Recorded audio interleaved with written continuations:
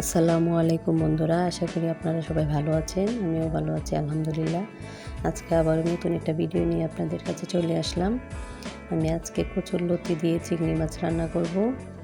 তো এইখানে আমি পেঁয়াজটা একটু ভেজে নিলাম, পরে পরিমাণ মতো লবণ এবং 1.5 চামচ মরিচের গুঁড়া আর সামান্য ধনিয়ার গুঁড়া আর 1 চামচ হলুদের গুঁড়া দিয়ে দিলাম।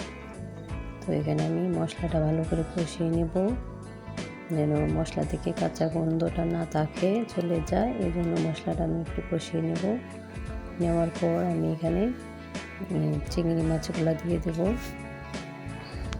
চিংড়ি মাছগুলো ভালোভাবে কষিয়ে নেব। আসলে চিংড়ি মাছ দিয়ে কচুরলতি খেতে অনেক মজার। দেখেন আমার মাছগুলো কষানো হয়ে গেছে, এখন আমি লতিগুলো দিয়ে দেব। এই গরমে রান্নাঘরে থাকাটা আসলে অনেক কষ্টের, তারপরেও আমার ভালো লাগে আপনাদের সাথে শেয়ার করতে। আপনারাও প্লিজ আমার ভিডিওটা যদি ভালো লাগে অবশ্যই কমেন্ট করে জানাবেন এবং আমার পাশে থাকবেন লাইক দিয়ে আর সাবস্ক্রাইব করে। এখানে আমি পরিমাণ মতো পানি দিয়ে দেবো, যেন লতিটা সিদ্ধ হয়। এই পরিমাণে পানি দেবো। আর লতির তরকারিতে এত ঝোল ভালো লাগে না, তো এই লতিটা পাতিলের সাথে লেগে থাকবে, এটার একটা স্মেলও মজার আসবে, আবার খেতেও অনেক টেস্টি হবে। এখানে আমার লতা কষানো শেষ। এখন আমি অন্য একটা পাতিলে আম নিয়ে নেব। আজকে আম দিয়ে টক রান্না করবো এবং চিংড়ি মাছ দেবো। এখানে আমি চিংড়ি মাছ, পেঁয়াজ বাটা, রসুন বাটা, কাঁচামরিচ ফালি করে দিয়ে দিলাম একসাথে। এখন আমি এখানে সামান্য পরিমাণের তেল দেব, বেশি দেব না। এটা যত কম তেল দিবেন ততই খেতে মজার হবে।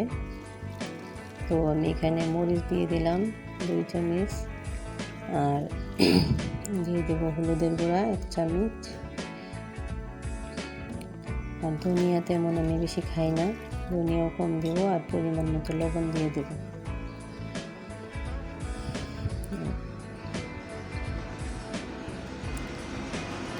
এখন আমি হাত দিয়ে এটা ভালোভাবে মেখে নিব।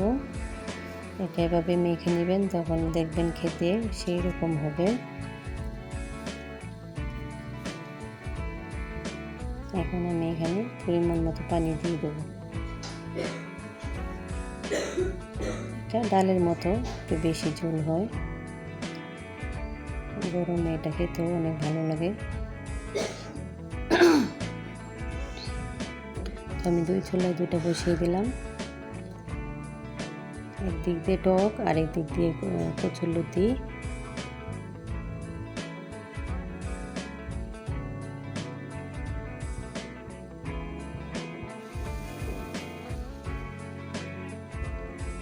আমি এটাকে ভালোভাবে নিয়ে ছেড়ে দেব।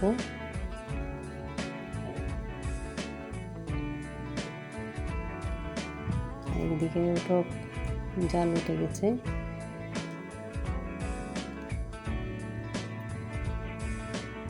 রান্না প্রায় শেষের দিকে। এখানে টকটাও হয়ে গেছে।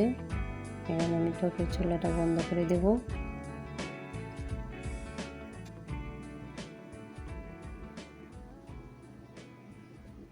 এখানে লতিটাও হয়ে গেছে। আমার ভিডিওটি ভালো লাগলে লাইক কমেন্ট করে পাশে থাকবেন।